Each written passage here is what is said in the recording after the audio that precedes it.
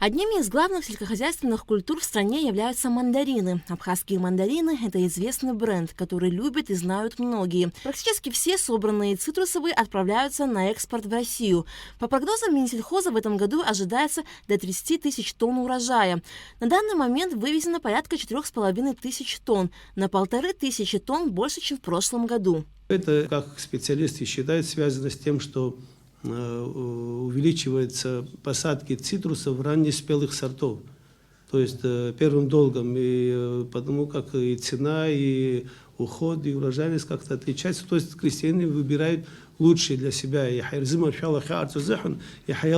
этим связано. И второе связано с тем, что в прошлом году очень поздно поспел урожай из-за климатических условий, и поэтому где-то практически в декабре даже начался массовый спор. Правила перевозки сельхозпродукции частными лицами через государственную границу действуют не первый год. Так, на любой вид фруктов и цитрусовых установлена норма не более 25 килограмм на человека с соответствующими документами на перевозку.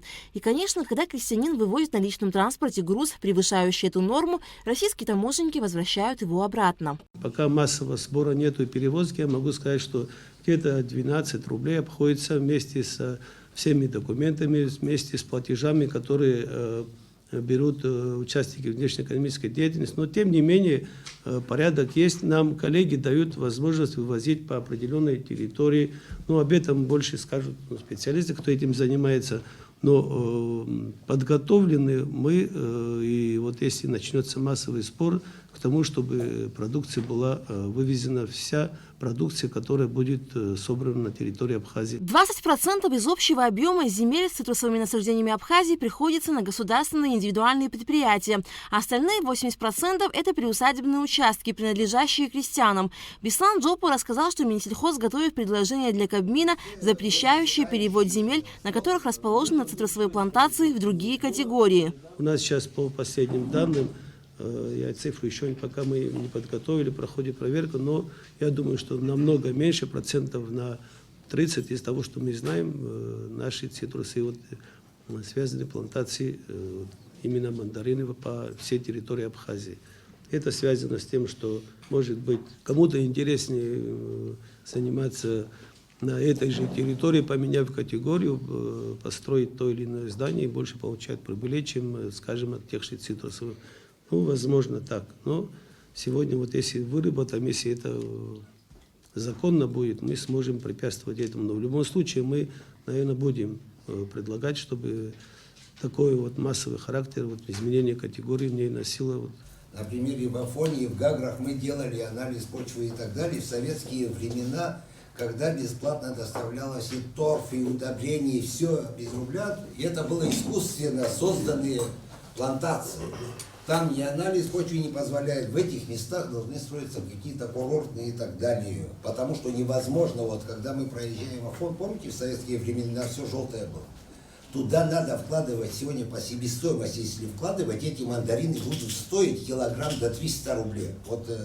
Экономисты могут подсчитать, что на самом деле землю надо рационально использовать. Если там не растут искусственно, все можно. И в этом кабинете можно вырастить. На встрече говорили и о проблеме реализации некондиционной продукции. У крестьян нет возможности переработки цитрусовых, не отвечающих товарному виду, из-за отсутствия, к примеру, консервных заводов. Беслан Джопа проинформировал, что в селе Адзюбжа в скором времени будет реализован проект по строительству перерабатывающего предприятия. На стадии уже начала работ находится один из проектов, на который я, как министр сельского хозяйства, возлагаю большие надежды. Это в районе будет Дзюбжа, один из тех, кто это граждане Абхазии, один из тех, кто там, это не секрет, участник общественной палаты, Низам Хапат, их сила, они как раз сейчас находятся на выезде с решением проблемы кредитования.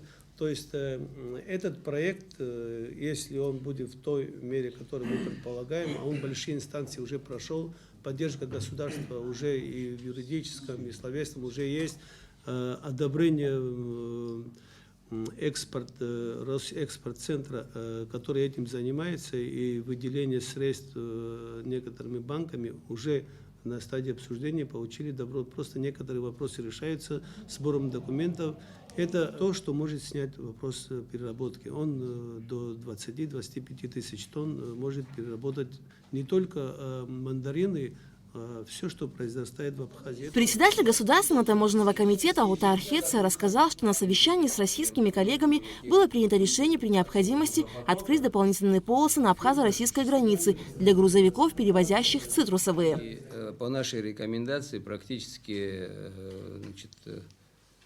дополнительно до 30 должностных лиц инспекторского состава были прикомандированы на МАП «Адлер».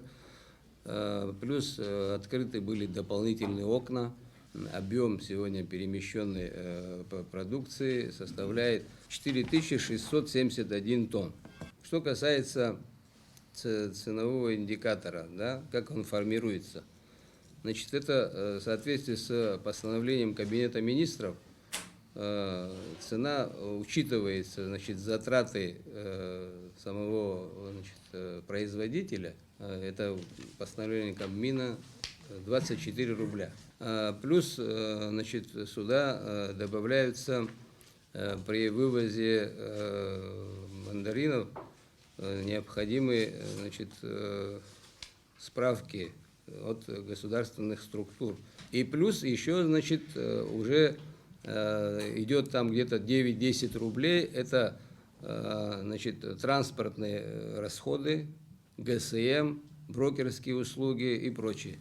То есть вот и в итоге сформировалась сумма 38 рублей.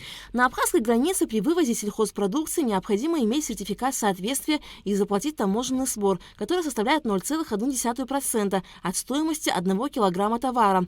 На российской же стороне предпринимателю придется заплатить ввозной НДС в размере 20%. Алика Трапшина, Алгвинджи, Абхазское телевидение.